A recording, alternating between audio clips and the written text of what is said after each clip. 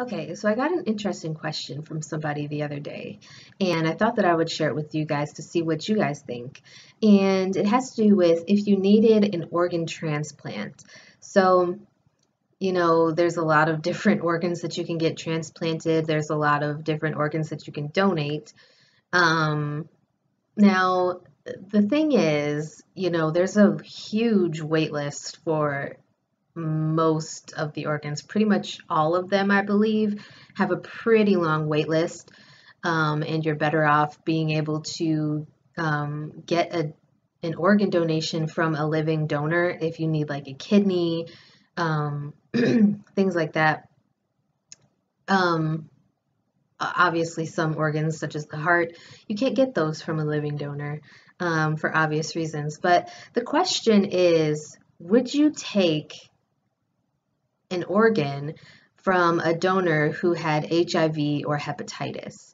And I feel like that's really hard for me to answer because I think it would depend on how long I've been waiting and like what my prognosis was.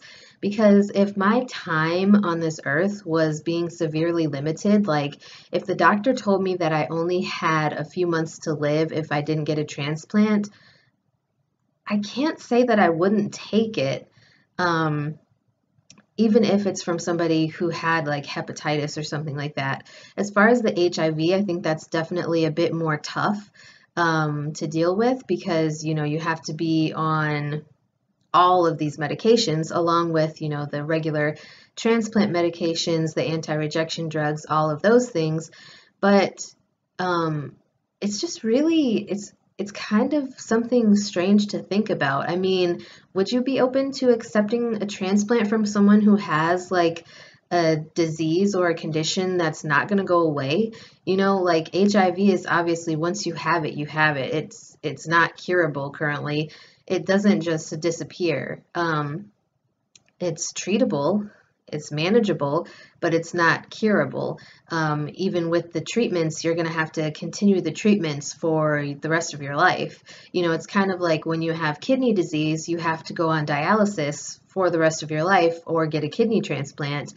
But once you have HIV, there's no getting rid of it.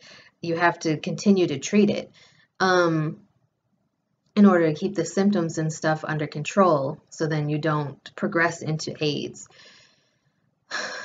I think this is just something, I don't know if that would be considered like an ethical dilemma also.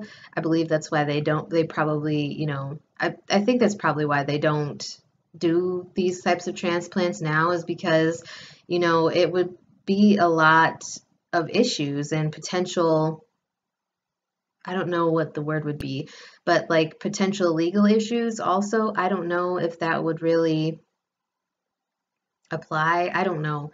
It's kind of really sketchy in like a gray area. I don't know. I mean, I think hepatitis, I would definitely say yes if I had a limited time, like a very limited time to live without a transplant. Like I said, like a month or a couple months to live. I would probably take the hepatitis organ. But HIV, I don't know. Because that's a lifelong thing. And if I'm already dealing with other health problems, I feel like maybe the HIV could make my other health problems worse in some ways. Sorry, I have the hiccups. Um, I don't know. It's just really tough. I mean, what would you guys do? Would you accept an organ from somebody who had HIV or hepatitis or another type of disease that you can't get rid of? Um, like I said, I feel like it depends on the level of desperation and your prognosis, how much longer the doctor says you have to live. And honestly, even when doctors give you like a time frame of how long you have to live, it's not always true. I mean, there's people who live way past what the doctors thought that they would be living for. But it's hard. I mean, you're putting this decision in the hands of someone who obviously wants to live, but it's a tough decision to make. Um, I don't know. Let me know what you guys think, and I will talk to you guys again soon.